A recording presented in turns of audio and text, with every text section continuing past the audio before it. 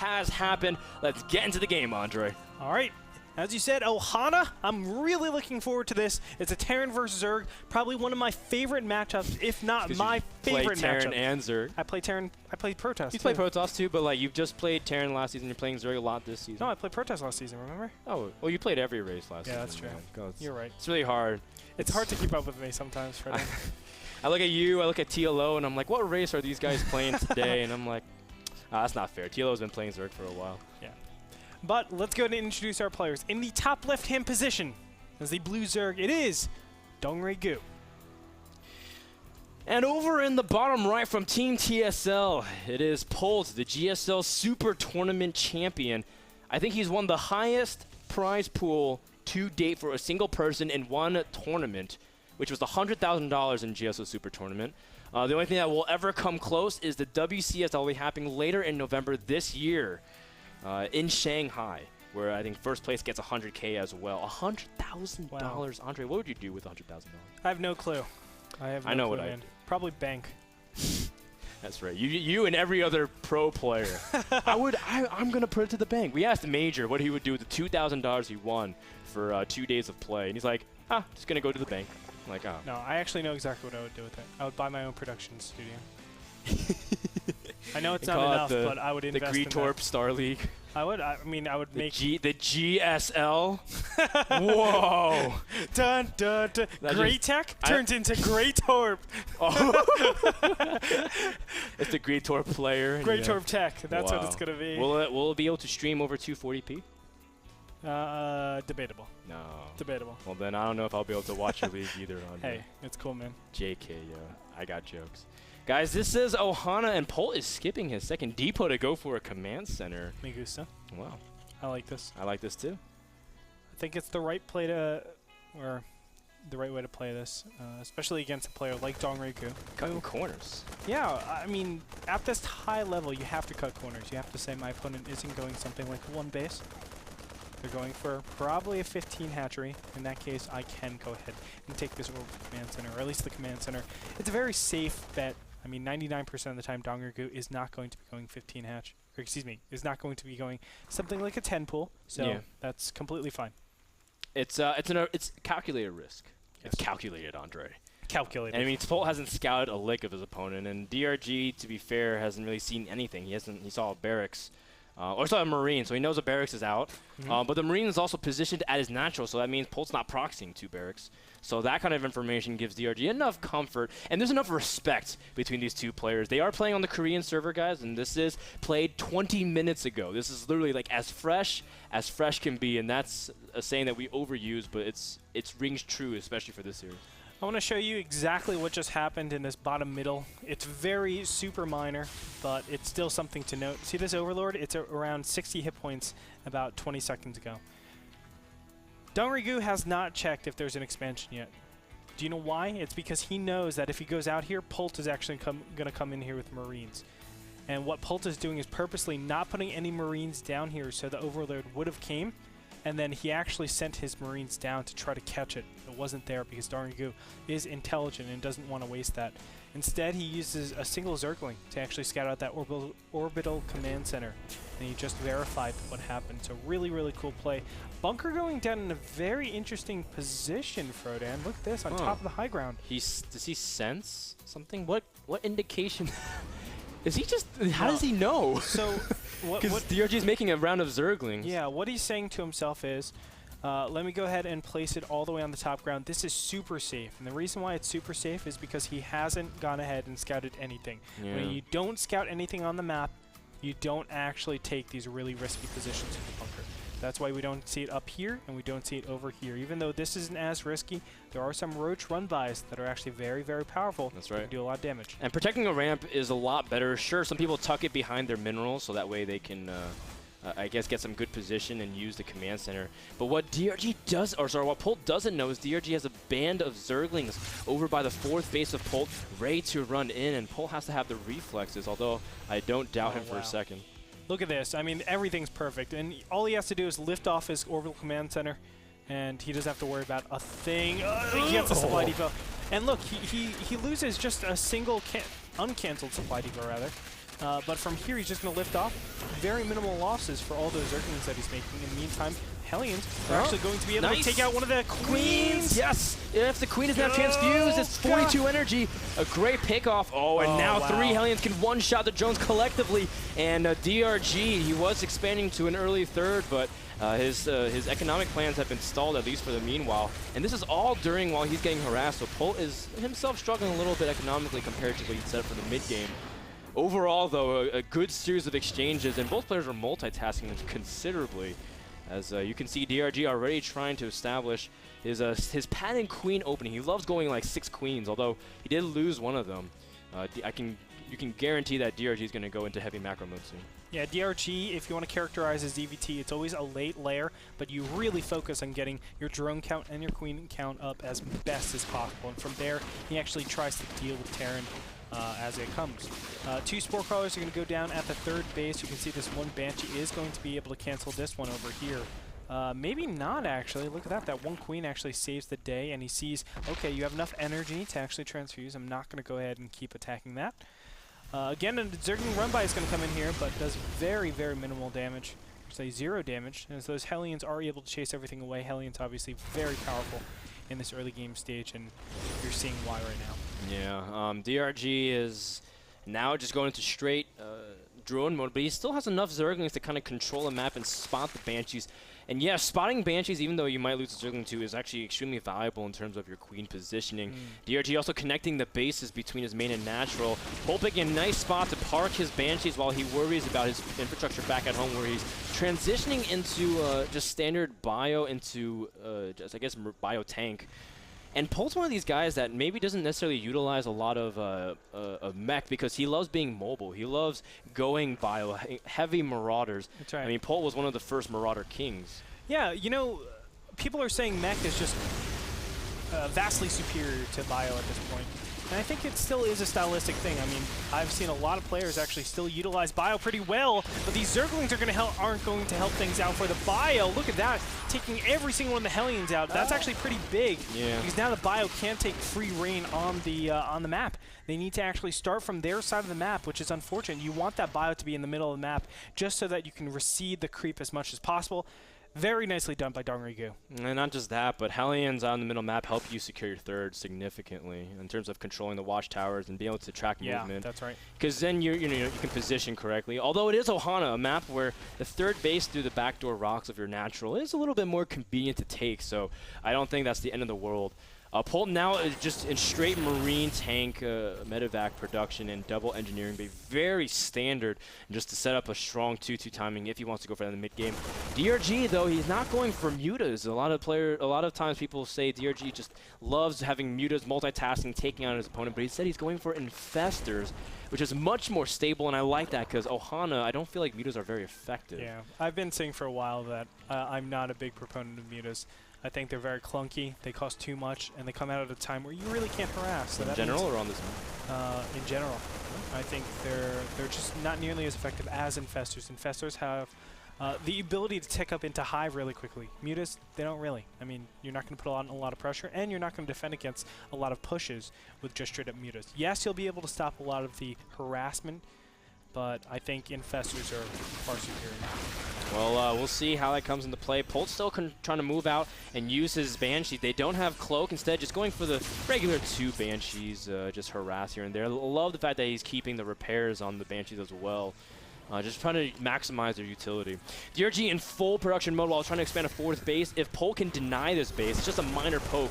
That's huge, because then Polt has time to set up his own 3rd base. But the Zergling trying to go for a surround. Polt trying to wrap around and try to make sure to loop off creep, but does get surrounded and forced to evacuate. Great defense from DRG. That's right. And 2 Banshees going into the right-hand side, just denying this base over here.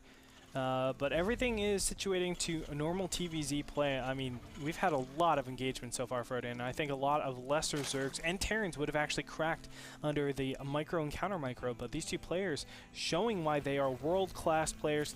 They're pretty even going into this stage where normally, you know, I hate to say it, but in the foreign scene, we normally see a lot of discrimination already right now. A lot of times Terrans have a very large advantage, or Zergs have a very large advantage.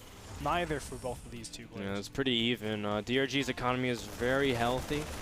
And Zerg's economy that's healthy is just equally as scary, especially in the hands of someone that's as good at the microing as DRG is. He's also going for some Baneling incorporation, which we've been seeing out of Marl last series as well, and as well as tagging on things like Baneling speed and a couple of carapace upgrades. Meanwhile, Polt, does he have any 2-2 timing available to him? Tanks are very good against Infestors if they get in position and Infestors can't approach. But we've been seeing more Zergs be aggressive with their Infested Terrans and say, well, I can disable your ability to draw fire onto my Infestors or my Zerglings or Banelings if you just send out Infested Terran eggs and tank the initial shots. Yeah. I'm sorry, there's like so many things going across the map that I'm trying to catch because these two players are honestly multitasking at insane levels. Yeah, DRG playing at over 350 APM, catches a big pack of Marines that Polt was not paying attention to and does end up killing all of them. That's a nice little win. So Banshee, in the meantime, doing some significant damage over to this fourth base, killing that one queen. You can see kill count. Oh my gosh, 14 kills so far. But queens will come over here to save the day. Goodbye. Oh. Banshee just explodes into the air. But the other Banshee over on the right-hand side, still doing significant denying she's mourning, damage. man. Oh, the Banshee! 5. It's good. She's like, not now, man. I'm trying to mourn my partner. And the queen's like, no, I just want to tell you a secret. And then, Andre, Queen shoots it down. Then there were none. Wow. Heartless. How could you be so heartless? Polt is pushing out. This is the 2-2 standard timing. But, you know, we don't see mutas out in the field, so this is a little bit tougher to actually justify. A lot of times you'll actually just take your fourth base and then just sit back a little bit more until you're actually max 200, and then push out.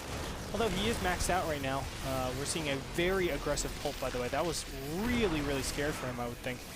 But a counterattack is actually coming in, Frodan. That's going to be really, really nice. Look at this. There's no bunker in position. And this supply depot was let down. A huge run by for DRG. That's going to put Polt on the clock. It might rush him. It might force his attention somewhere else in case he can't pay attention to his tanks. But Polt's also sieging the fourth base from DRG. The Banelings and the Infestors are getting into position as well. But DRG's backing off. The run by has been, I guess, settled at this point. Yep. And Polt now has free reign over that fourth base. DRG's given up a lot of position. He's going around, Andre. Yes, I like this decision, actually. Going around is the correct decision. You don't want to be attacking into this line. Try to reposition all of those Marines so that the fungals will be a lot more effective. And here, this counterattack is going to be so powerful, but there's already siege tanks in positioning. I might have to take that back, Frodan. This might be really, really good for Polt. But the walls come crashing down. The Banelings are rolling straight into the first wave of Marines for defense. And now DRG has Infested Terrans to really wreak havoc. Polt is coming back. Wow. And DRG, he can't really afford to lose all these units. These Infestors are trapped. They represent so much. That's 9 Infestors.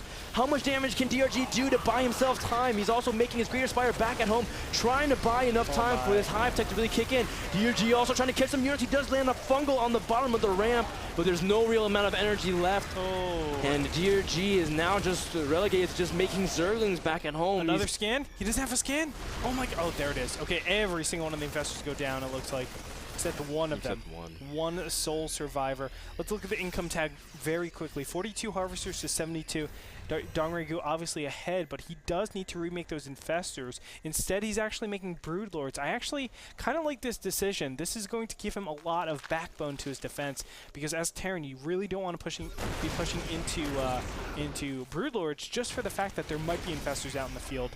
As we can see, actually, Dongrigu was pretty good at keeping his other Infestors over there on the right-hand side. But for the most part, I mean, he's doing a great job. Counterattacking style is so good against what Polt is doing. I mean, these single-filed attacks just cannot keep up. Forcing scans, this is a pretty big deal as well. As you can see, Polt, his supply is low, but that's deceiving because he is missing so many workers. His army count is actually higher than his opponent. But DRG, this is what he's so good at, buying time, drawing attention away.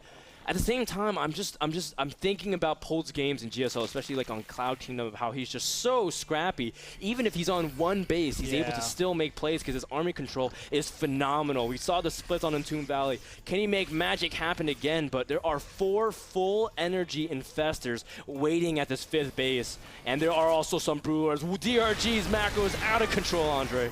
Yes, sir. And these Brewlords are just going to be the no, the big sign that says do not enter.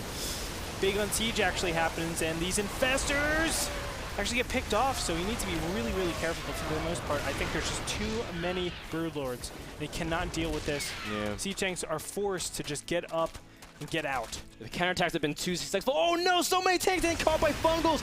Andre, that was 7 tanks that dropped, and all of a sudden Polt supply dips under triple digits.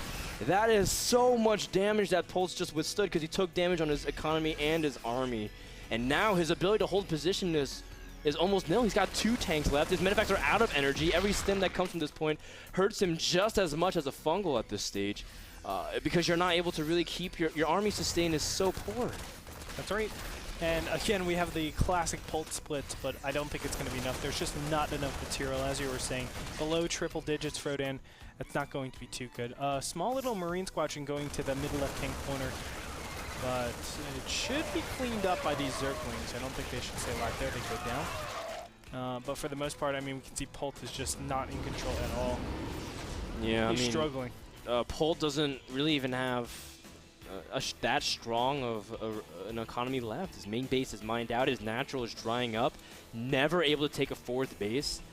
He's dedicating almost everything he has solely into Marines. He does need more SCVs. The mules are great. When you're on 23, it's just really tough. Now, the big thing that he can capitalize is that Broodlords and Infestors do lose a lot of mobility, and that's what Polt is trying to counterattack with a triple drop.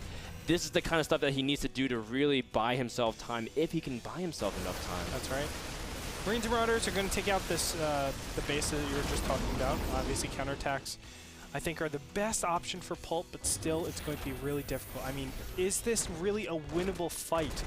Is there anything that Polt can get out of his basically 2 mining bases that defends against Infestor Broodlords? And I want to actually say no, Frodan. This drop is going to be cleaned up as well. Zergling's just coming in by the dozens. And just as I say that, Orbital Command Center goes down at the bottom left-hand side. You know, Frodan, I don't know if Polt can actually hold this. Yeah, I mean, it's one thing to have Broodlords, but to have 5 almost full energy Infestors and your base so open at this point, it's really tough to be able to do anything. Although Polt's trying to kite the Corruptors as best he can, these Vikings represent so much of his stability back at home. The double drop has already done everything. It took out the Greater Spire so we can buy him time. Polt also fighting for more position. The Marines are splitting very well. Tank's really not doing anything, but DRG just has so many units. He's got an incredible bank as well. How is Polt going to hold off 2 waves of Zerg army, let alone this first one? And here we go, the big stim in, but it's not going to be enough. Like you can see the Zerglings and Banelings just crashing on all of the Terran army. He's just going to back up because he doesn't want to actually attack into Thors. No but that's need. just a formality, man. Wow. That is literally just a formality. Dragoon knows he has it in the bag. GG gets called out by Polt, and DRG takes game 1. Great back and forth, lots of skirmishes around the map, but DRG showing why he is just an amazing mid-game player, because that timing from Polt, like how he's able to do everything, is always really scary, as any Zerg. But the fact is you can get Polt to commit 90% of the push and not go the last 10 in terms of attacking and go all the way back and buy time for your Greater Spire to come out and protect and still have enough Infestor energy to stall for time. Mm-hmm. He made a lot happen with very little with DRG, and that's kind of like the minimalist style that really gets him really far. Yeah. Wow. Yeah, I think Polt played an exceptional game. He made very few mistakes, but the one mistake he did do was not go home in time. I felt like you normally snipe that top left-hand position, but you're scanning the whole time for positioning of your opponent's army. And once you see the counterattack going, you leave like 5 Marauders there, you tell it to snipe the hatchery, and then from there you actually back up. And that 20 seconds is all you need to get out of position completely. And those Fungals, as I was saying, like Marines going up a ramp, it's just a beautiful, beautiful sight for any Zerg. Those Fungals were amazing, bought him so much time, and after that he really doesn't have any continuation pushes. Game number 1 was brought to you by GoToMyPC. Go to nsl.tv/p/GoToMyPC for a special offer to do cool things like remote PC access, remote privacy, file transfer. All these things are possible and more when you go to MyPC. Guys, we'll be back with game number 2 between DRG versus Polt. What will happen? We don't know, so stay tuned. We'll be back in just a minute.